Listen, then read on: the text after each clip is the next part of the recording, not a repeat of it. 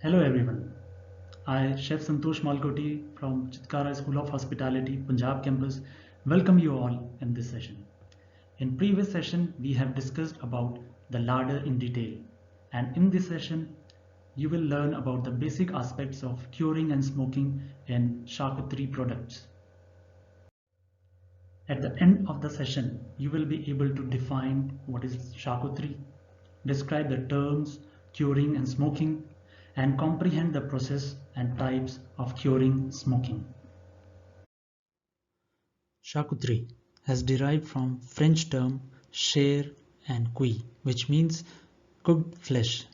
In ancient France, there were some authoritative groups which were called as guilds and which were responsible for maintaining the standards while preparation of dishes and codification of rules on sales and purchases of such items to control the money and price abuses. Each guild was responsible for a certain type of a product and was the responsibility of the guild to train people and make them master craftsperson. Each guild had a specified charter which listed its rights. One such guild that was responsible for preparing dishes from pig's meat was referred to as charcuterie.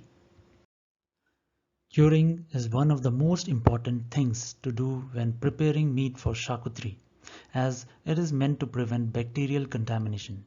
Curing of food means preserving food, and this particularly becomes necessary in charcuterie production, which is very vulnerable to bacterial contamination called botulism.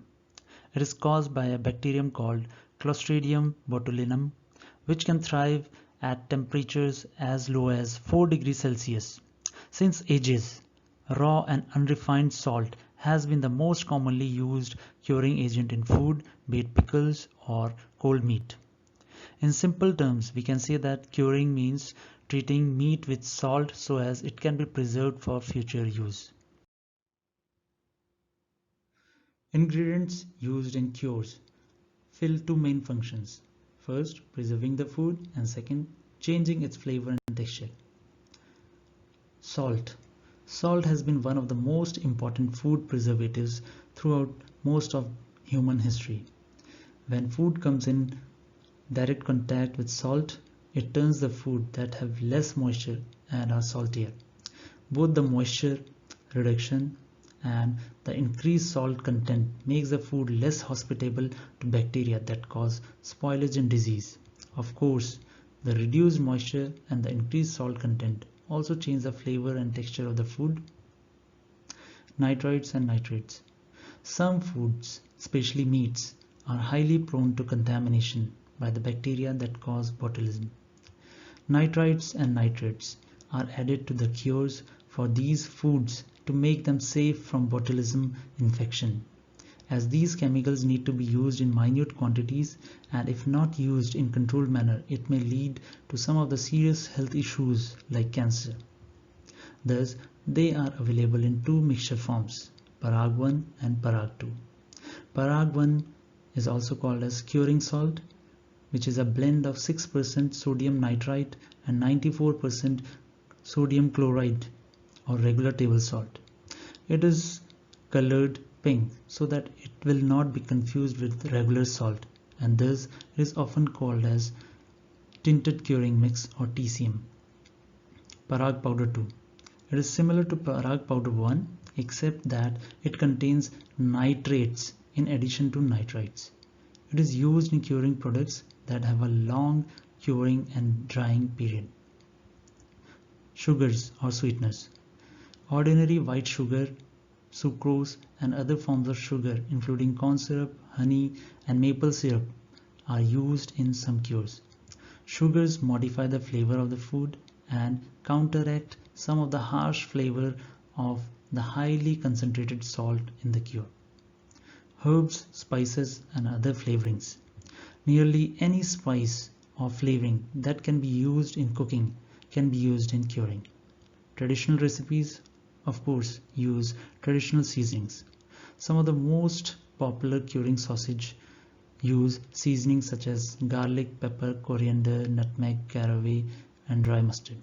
There is no hard and fast rule for the usage of flavoring in cured meat. There are two kinds of cures, dry cure and wet cure, which is also known as brining. In a dry cure, the cure ingredients are mixed together and packed or rubbed over the food product to coat it completely. The length of time required to dry cure meats depends on their thickness. Lean meat 1 inch thick requires 3 to 8 hours, while a whole ham needs about 45 days. During a long cure, the food is repeatedly turned and rubbed with the cure mix in order to maintain uniform contact. It is important that the entire surface area to be coated. Also, temperature and humidity plays a crucial role, especially when curing things for more than 2 days. Once dry cured, the food is rinsed and left to dry in cold storage for over 12 hours. This helps to form a dry skin on surface, also known as pellicle, which is essential prior to smoking and ensures that smoke adheres to the surface. This slide shows you a formula for preparing a dry curing mix for meat, which comprise of salt, sweetener, TCM and seasoning. To get a good quality cured product, one needs to adhere to the quantities as given in the table. A brine is a solution of salt and other curing ingredients in water. The simplest way to use a brine is to immerse the meat in brine and let it soak until the cure is complete. Compared with dry cures, brines are especially useful for poultry items, which are difficult to coat evenly with a dry cure because of their shape. Simple brine soaking is used for small meat items. In case of big pieces of meat like ham, brine can be pumped or injected into the meat to make sure it penetrates evenly. After injection, the meat may be soaked in brine as well. Wet brining is faster curing process in comparison to dry curing. In dry curing, where the ham with bone takes almost 45 days to cure, but in case of wet curing, it takes 20 to 23 days, and if injected, it takes only 6 to 7 days. Fresh brine should be made for each batch of cured meat. Do not reuse brines because they are diluted and contaminated with juices from first batch of meat. Once wet cured, the product is rinsed and left to dry in cold storage for over 12 hours. This helps to form pellicle, which is essential prior to smoking and ensures that the smoke adheres to the surface. This slide shows you a formula for preparing a wet curing mix for meat, which comprise of salt, sweetener, TCM, seasoning and water. To get a good quality cured product, one needs to adhere to the quantities as given in the table.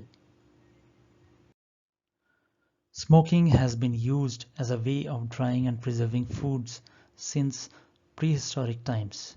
Smoking does have some preservative effects, but for modern cooking, it is more important for the flavors it gives to the meat, poultry, and seafood. Even smoked cheese and vegetables are enjoyed for their special flavors. The first rule of smoking food is do not smoke meat, poultry, and fish that have not been cured. The reason for this rule is a matter of food safety. During smoking, foods spend a period of time in the food danger zone, that is, at a temperature that is favorable for the growth of bacteria. Without the preservatives, effect of curing, smoking could be unsafe. During the process of smoking, there is a chamber in which the meat is hung and a source where the smoke is produced, with ample ventilation and circulation space for the smoke to spread in and around the food item. Some of the most commonly used wood for smoking are oak, cedar, hickory, cherry, etc. The wood should be hard, as soft wood burns out easily, thereby spoiling the taste and color of the end product.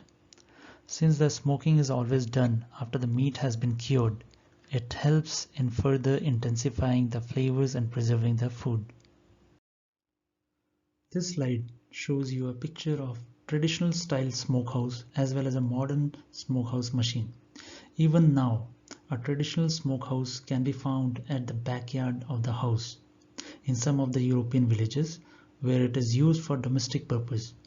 And on the other hand, a modern smokehouse machine is used for commercial purpose. There are two kinds of smoking, namely cold and hot. In cold smoking, the temperature inside the smokehouse is kept at or below 85 degrees Fahrenheit. At these temperatures, the foods take on the flavor of the smoke but are not cooked. It can be applied to the products that only require smoking at this point and will undergo the cooking process later. Also, cold smoke is usually used for items that have been through the process of dry curing. For example, smoked salmon, chorizo, and salami.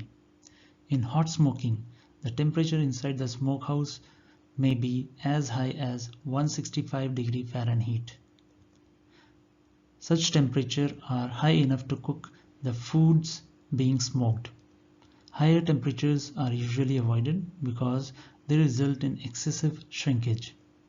Foods may be hot smoked until they reach an internal temperature of 150 to 165 degrees Fahrenheit to ensure that they are fully cooked.